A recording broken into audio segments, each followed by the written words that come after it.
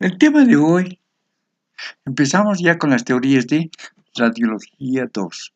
El primer tema nos toca dar como principios de interpretación radiológica. El objetivo que tiene este tema es proveer que el estudiante adopte un método de análisis de forma sistemática en la lectura de imágenes. Esta capacidad que el estudiante va a realizar solo lo conseguimos con la práctica. Esta lectura tiene que ser a través de una práctica constante. Lo primero, cuando el paciente viene a la consulta, siempre se hará primero una exploración clínica. A partir de estos hallazgos clínicos, que son síntomas y signos del paciente, lo que siente, lo que le duele, ¿sí? Nos indicará la necesidad de una exploración clínica.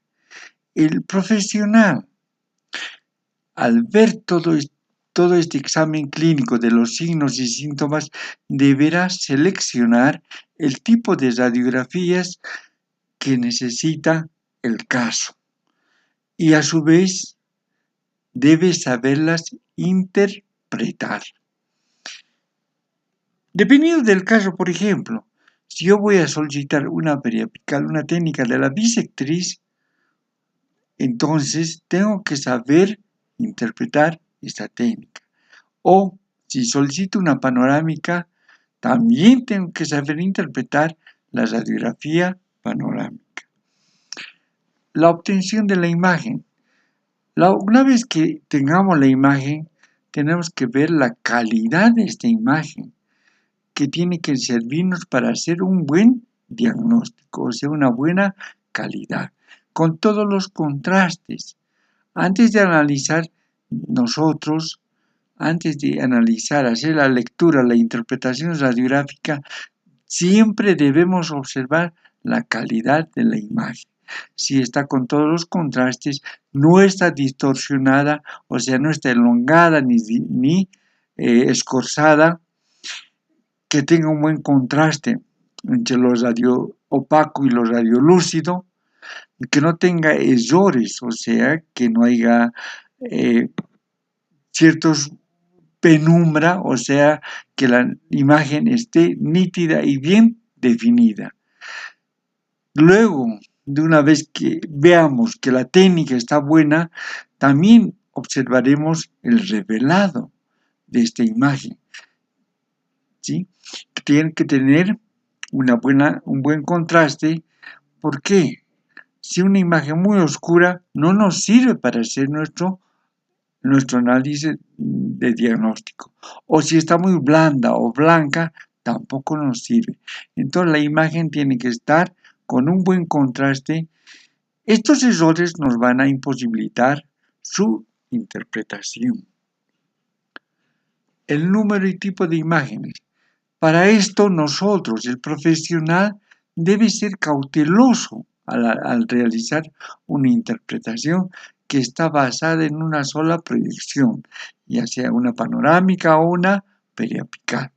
Nosotros debemos solicitar una radiografía de acuerdo a la necesidad del caso.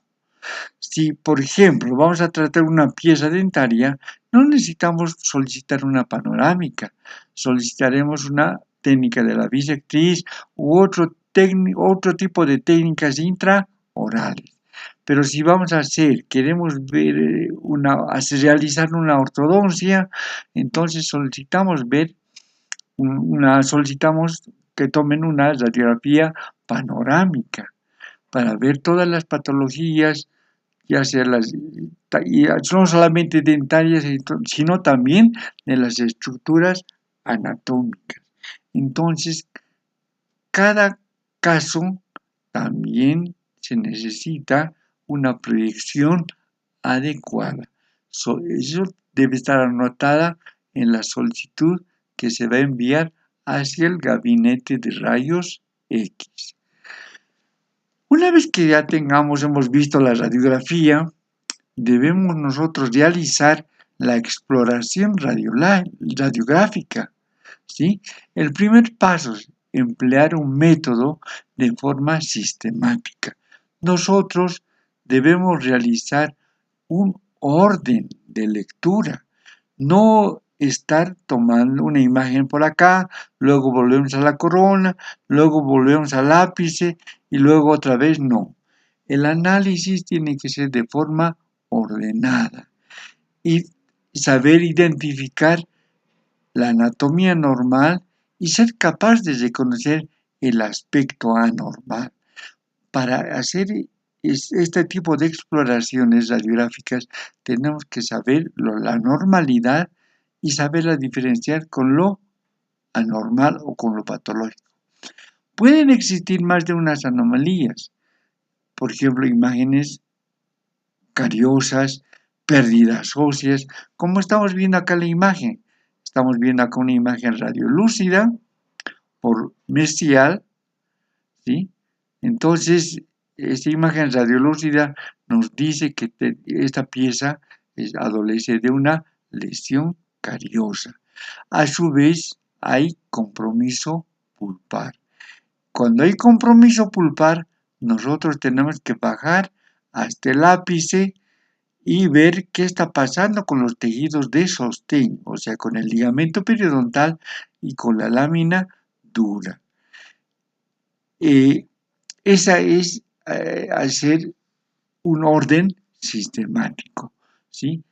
Y luego recién iremos a observar a los tejidos de sostén, o sea, si hay una lesión o un cuerpo extraño o hay pérdida ósea, qué tipo de pérdida ósea, si se compromete a la furca, ¿sí? Pero siempre primero es la pieza dentaria, que es nuestro motivo o la de solicitar el tipo de el tipo de radiografía en el gabinete. Análisis de las lesiones, o sea, primero analizar la lesión cariosa, localizar las anomalías, se localizan en una región específica, que puede ser, esta imagen puede ser unilateral o bilateral. El epicentro siempre va a ser a nivel de la corona. Esta lesión se compone del epitelio odontogénico y si está por encima del conducto dentario inferior es de origen, siempre va a ser de origen odontogénico. Por ejemplo, aquí está el conducto dentario inferior y esta lesión, esta imagen radiolúcida que estamos viendo acá, es por encima del conducto dentario inferior, por lo tanto es de origen odontogénico. Si la lesión está dentro del conducto dentario, será de naturaleza neural o vascular, porque sabemos que dentro del conducto dentario está un paquete vasculo nervioso. Entonces puede ser la causa del problema de la dolencia de nuestro paciente, si está dentro del conducto, un problema neural, ¿sí? Otra causa sería la osteomielitis. Ocurre esto en la mandíbula y es dar en el maxilar. ¿Por qué decimos que sucede más en la mandíbula el cuadro de osteomielitis? Generalmente se da en la mandíbula por la escasa vascularización que tiene este tejido óseo, porque es un hueso más compacto y hay menor irrigación, menor vascularización, que no sucede lo mismo con el maxilar superior que es un tejido óseo más vascularizado y es muy raro ver un cuadro de osteomielitis en el maxilar. Cuando la lesión se presenta a nivel cartilaginosa, se dará en la región condylar, porque en estos sitios, en el cóndilo de la mandíbula, todavía se presentan hay presencia de tejido cartilaginoso, entonces se dará la lesión cartilaginosa en estas regiones. 2. Evaluar la periferia y la forma. Una vez que hemos visto nosotros la lesión, debemos observar su periferia, si es regular o irregular. ¿Qué forma adopta?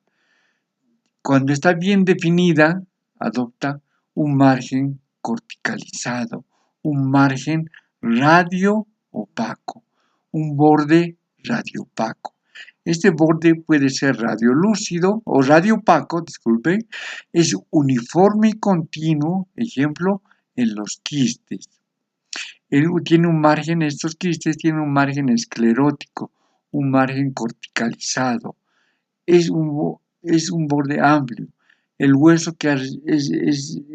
reactivo no presenta anchura uniforme. ¿Y cuándo presenta un borde mal definido? Debido a la transición gradual.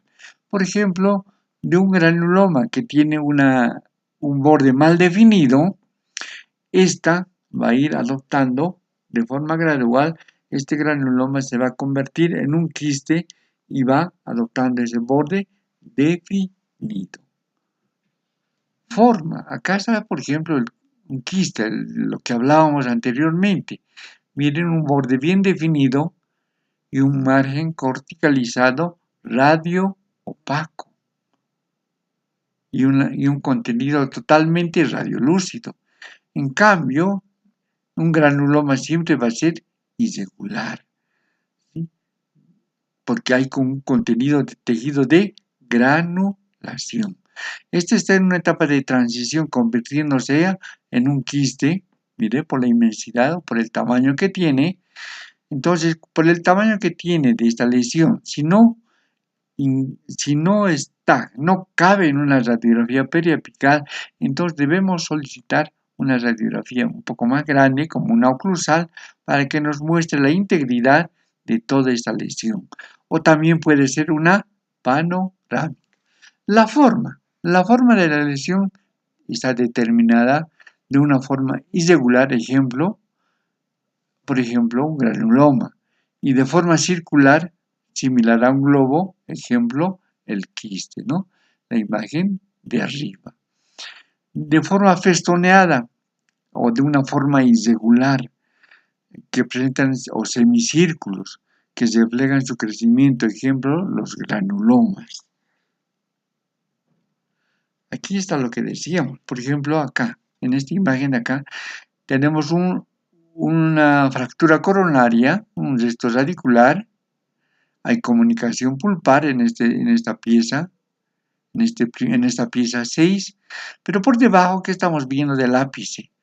Una forma definida, está corticalizada, una imagen radioopaca de tamaño considerable y un contenido radiolúcido, ¿sí? La forma festoneada, acá está, alrededor de la corona, mire, presentándose como varios lóculos, ¿sí? Alrededor de la corona de un diente. Ahí lo tenemos al fibroma odontogénico. Generalmente esta forma festoneada van a presentarse más en los tumores, ¿sí? Y con contenido en su interior, con contenido radio-opaco. La estructura interna también es importante para nosotros el aspecto interno de la lesión. La densidad, este contenido interno puede ser radiolúcido, radioopaco o puede ser mixto. Por ejemplo, el quiste es totalmente radiolúcido. En el osteoma tiene en su forma interna es radio-opaca. Una imagen mixta, diremos, del hueso que tenga trabéculas óseas, septos o tabiques, por ejemplo, en el ameloblastoma, en el queratoquiste, vamos a ver imágenes totalmente mixtas, imágenes radiolúcidas y radioopacas. Ahí lo tenemos a la imagen. Acá tenemos a un quiste, donde tiene un borde bien definido, un contenido totalmente radiolúcido, ¿sí? Totalmente una imagen uniforme. En forma de septos o tabiques, un contenido mixto. Aquí está el ameloblastoma, la lesión es inmensa, Mire. Y toman tabiques, aparte de tener imágenes radiolúcidas, tienen tabiques radio-opacos en forma de septos, ¿sí? Que van dándonos un aspecto mixto, como panal de abeja. Y cuando es totalmente radiopaco, lo contrario del quiste, ¿sí? Aquí está el cementoblastoma, que se va a presentar, en este caso, en un molar inferior, totalmente radiopaco, rodeando de un borde radiolúcido, ¿sí? Ahí tenemos los tres tipos de estructura interna, totalmente radiolúcido, radiopaco y luego un contenido mixto que tenga una radiopacidad y una radiolucidez. Cuarto, el aspecto de la lesión. ¿Qué efectos produce estas lesiones sobre las estructuras adyacentes? Una lesión puede estar asociada a un diente o no estarlo. Rodean a la corona del diente no erupcionado, pueden originarse del epitelio del esmalte, por ejemplo, el quiste dentígero. Si nos recordamos un poco el quiste dentígero, generalmente va a estar en los dientes retenidos en los terceros molares y en los caninos superiores.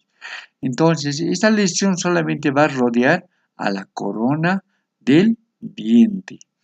Entonces, a un diente que no ha llegado a erupcionar, ¿no? El efecto sobre las estructuras asociadas pueden ser de tres tipos. Conforme esta lesión, por ejemplo, si hablamos del quiste dentígeno, va creciendo, va tomando mayor volumen, va a producir desplazamiento de las estructuras vecinas. Falta de asociación, va a producir reabsorciones radiculares de los dientes vecinos, como el queratoquiste.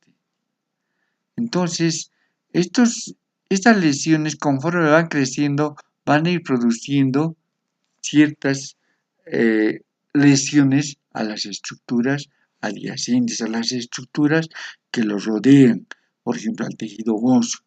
Y por regla general se puede indicar que los quistes, los tumores benignos menos agresivos tienden siempre a desplazar a las estructuras adyacentes. ¿Sí? Siempre. Conforme va creciendo la lesión, en su inicio no produce nada, solamente hay destrucción ósea, una osteolisis. Pero conforme la lesión va tomando tamaños considerables, sí podemos decir que va a ir produciendo desplazamiento de las estructuras dentarias, estructuras anatómicas como el conducto dentario inferior, ¿sí? Todo ese tipo de lesiones. Y aquí está lo que vemos, estructuras sobre tejidos adyacentes. Por ejemplo, al formarse este quiste de tamaño considerable, está desplazando al conducto dentario inferior. Aquí vemos un ameloblastoma, un contenido que es mixto entre radiolucidez y radioopacidad. Va produciendo, miren, reabsorciones radiculares y una gran pérdida ósea. Igual este otro tumor. Miren, va produciendo una pérdida ósea, un contenido igual mixto y se presenta también alrededor de un diente retenido. Miren, hay radiopacidad, hay radiolucidez.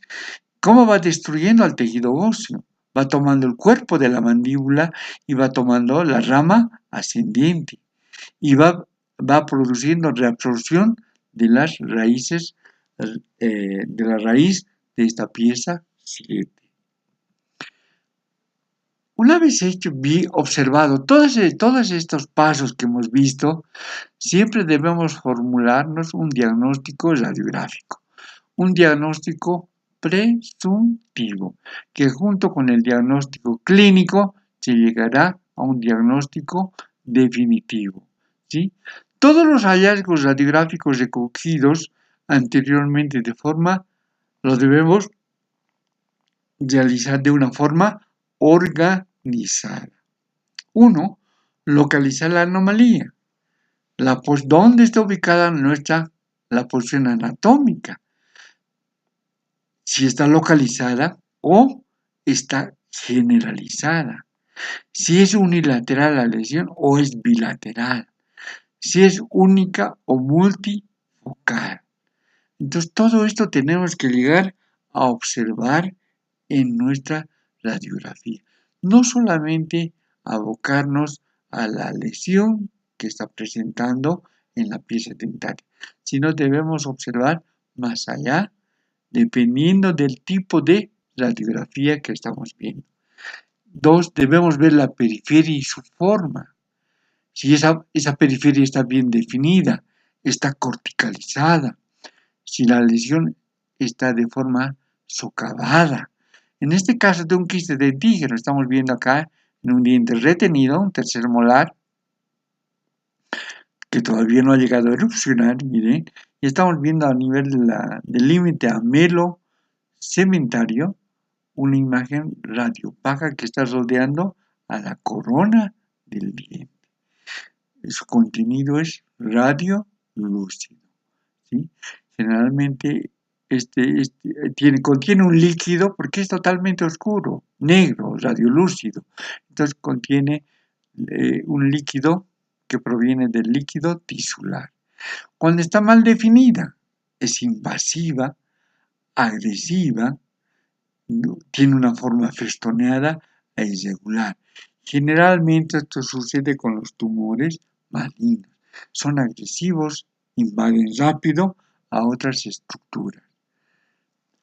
Su estructura interna que debemos ver, ¿sí? Si es totalmente radiolúcida, o como en este quiste, o es radiopaca como en el cementoblastoma, o es mixta como en el ameloblastoma, un contenido de radiolucidez y radiopacidad.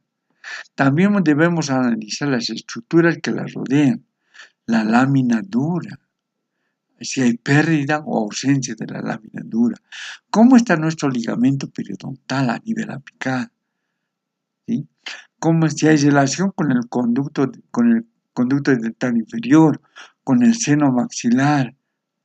O sea, también tenemos que ver a las estructuras anatómicas que pueden estar cercas o en relación con la lesión, y así formular un diagnóstico radiográfico.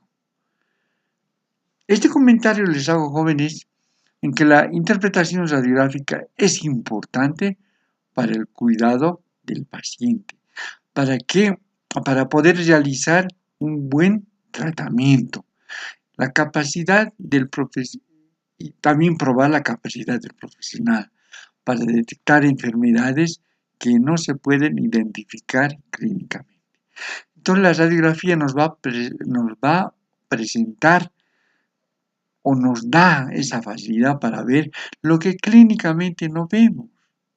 Lo que vemos es la lesión cariosa, vemos si es profunda, superficial, pero no vemos qué está pasando a nivel de la raíz o qué está pasando con las estructuras vecinas. Entonces, es muy importante para nosotros este tipo de examen, y hemos dicho, de forma sistemática. ¿Ya? Muchas gracias, jóvenes, por su atención.